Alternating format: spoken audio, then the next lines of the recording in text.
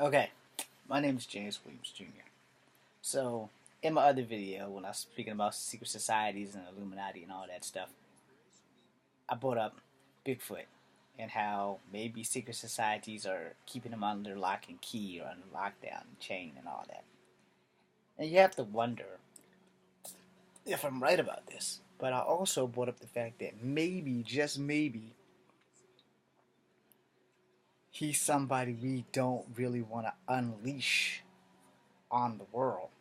Because depending on where you stand in the whole Bigfoot situation, because you don't know if he's got good purposes, good intentions, or if he's got bad purposes and bad intentions, and also depending tribally, because if you talk to elders of tribes, they'll tell you that the Bigfoot creature was not always our friend, but he wasn't always our enemy. But I mean, it's really a touch and go.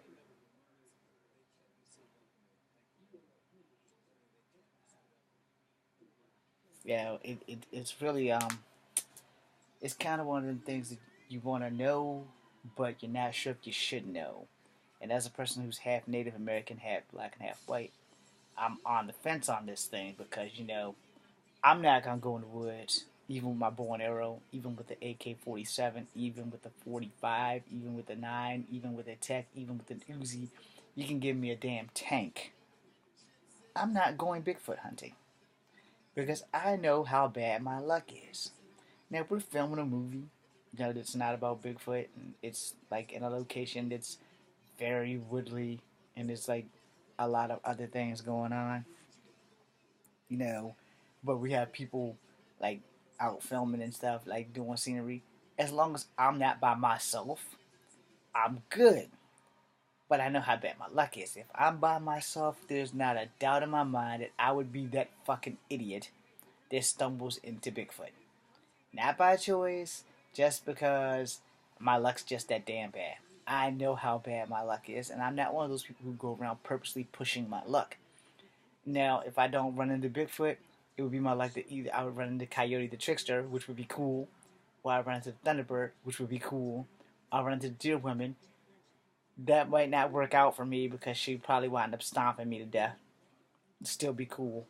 No. Okay, it really won't be cool because my dumbass would be the guy that tries to have sex with her and then die. But anyway, moving away from that, with these myths and legends and things, there are other things that I've been watching today with myths and legends, but mostly Bigfoot. And unless there's something in the water and we're all smoking it and drinking it and finding Bigfoot is like a major priority, it's not a major priority to me. My major priority is being able to do Kung Fu again. Henceforth, the channel name is Kung Fu Havoc. But every now and again, it would be great to be able to do Kung Fu again. But every now and again, I touch on some stuff that I find interesting. Secret societies, yeah, I find it interesting. Do I want to join them? Fuck no. Because I like living my life out in the open, and I'm not ashamed to say that I cuss too much, or I do things and say things that often offend people. But, it it's my choice. It's not something that, you know, I'm gonna like run off and hide and feel bad about it later. But here's the thing: when you're dabbling with the supernatural, you taking a chance on stuff that you don't understand. I'm sure I'm not the only person who's old enough to remember the Indian in the cupboard movie where he says you should not touch magic that you don't understand. Well, I completely agree with that. You should not fuck with magic that you don't understand.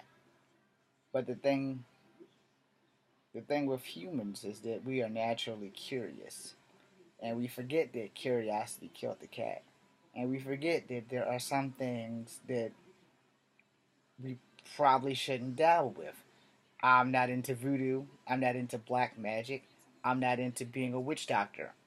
and I did see Serpent in the Rainbow 3 times.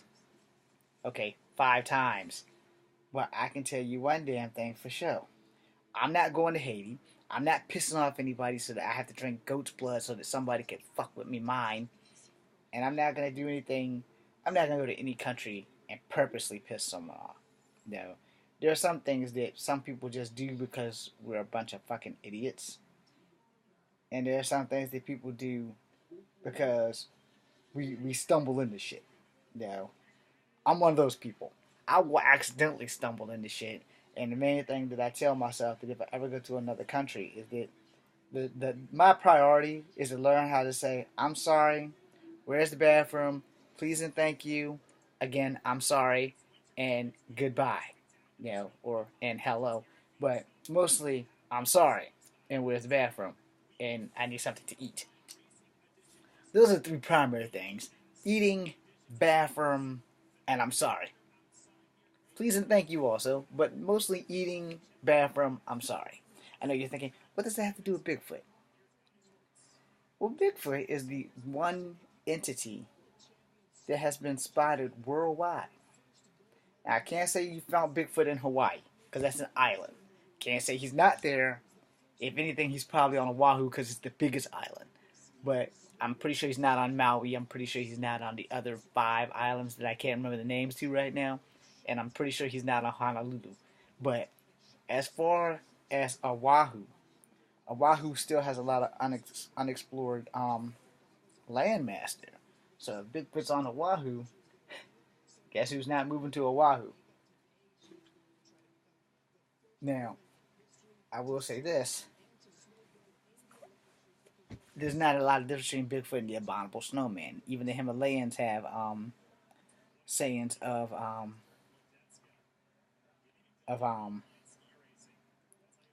the abominable snowman. So you have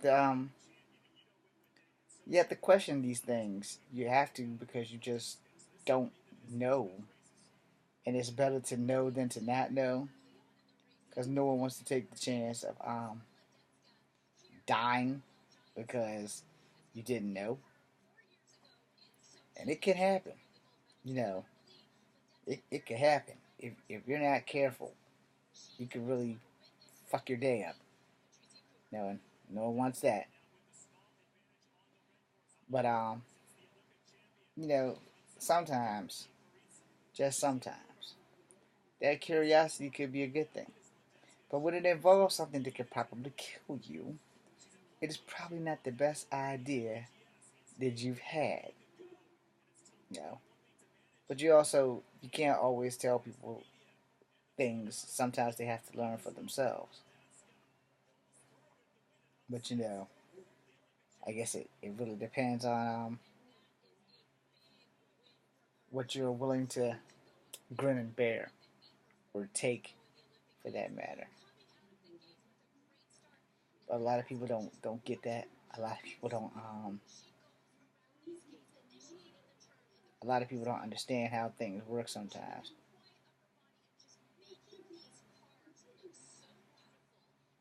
But I will tell you this.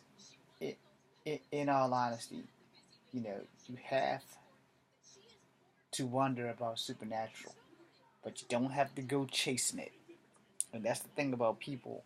Some of us are wise enough to know that there are some things beyond human understanding, which, if I may be black for a split second, there are some things on earth that you just should not fuck with because you don't know the outcome of how they're going to perceive you. You may not be a threat, but I'm pretty sure the blonde that ate the 3 bears porridge wasn't a threat either. And they probably didn't feel threatened until they found her in their house, in their bed. Now, technically, B&E is a crime, but she was hungry and she was tired, so you can't really fault whatever the hell her name is for going in there.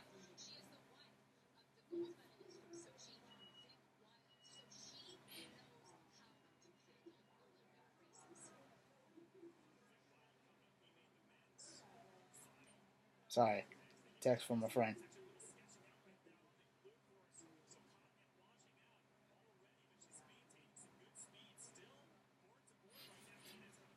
But yeah, once you learn something, sometimes it's best to just keep a secret. You know, if you know that Bigfoot exists, that puts you in danger because now let's say you've made contact. It's the same concept of if you found an alien in Roswell. They're gonna run experiments on you to see what kind of adverse effects that knowing this creature or coming in contact with this creature will have on you because for the most part we're basically all the same except when you get down to the bare genetics of human beings. We have a brain, we have a heart, we have two eyes, two nostril holes, one mouth, two sets of teeth, one on the top, one on the bottom, two ears, five fingers and toes in each hand and foot, and most of us, if we're fortunate, we have two testicles and a penis. And if you're a woman, you have a vagina and two ovaries and two boobs. So, you know, for the most part, we're all the same, but only on the outside. When you get down to the genetic makeup, is where things get complicated. I'm multicultural, so I have at least three strands of DNA in me that will be different from other people. But everyone's DNA is different, except for when you're biologically connected, like a brother and a sister, or a brother and a mother and a son, or a mother and a daughter. You know, once you get into the dynamics of that, the dichotomy of that is almost fucking endless. Because that's the only thing that really separates one human from another is the inside. As you know, some people can smoke cigarettes all their life and don't die from that. They're more likely to die in a fucking car crash or a plane crash than dying from cigarettes. So, coming in contact with a Bigfoot, coming in contact with an alien, coming in contact with a ghost, what drew those to you? Was it sheer luck? Was it your pheromones? Was it your scent or whatever you want to call it? Or was it just the hands of fate that put you in the right place at the right time? I have no answers for that. But I can tell you this. If we keep pushing creatures that we probably shouldn't be messing with, eventually they're going to push back. And when they do, we may not be on the winning side of that. So I'm going to close with that. Do we really want to fucking discover something that we can't control? I used to tell people all the time, no, that if you create a monster, you damn sure better be able to control it. Frankenstein monster was not able to be controlled by Frankenstein. We see how that worked out. Right? If you didn't read the actual Mary Shelley book, or if you haven't seen the actual movie adaptations, Frankenstein's monster kills Frankenstein. Now, the misconception of that whole thing is that everybody thinks the monster is Frankenstein. The monster's not Frankenstein. Dr. Frankenstein's the guy that created the monster. In fact, the monster does not even have a name. Henceforth, when he says it's alive, it's from all the dead body parts, it's alive. It's not Frankenstein. Frankenstein's monster is not Frankenstein. And so, now, they may have retconned that shit. It's not like Mary Shelley can do anything about it because she's dead.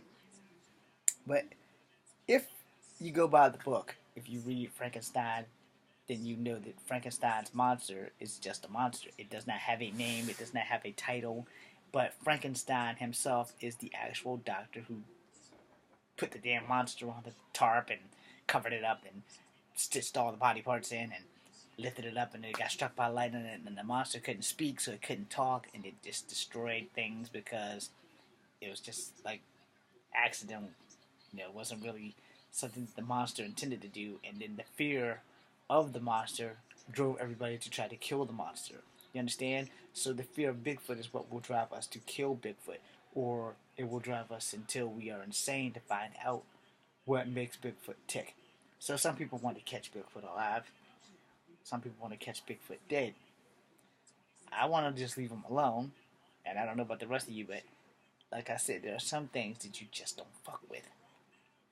Now, here's my thing on that. And then I'm closing out. Are we ready to handle something that we can't control? And if they outnumber us, will we have a Planet of the Apes type world?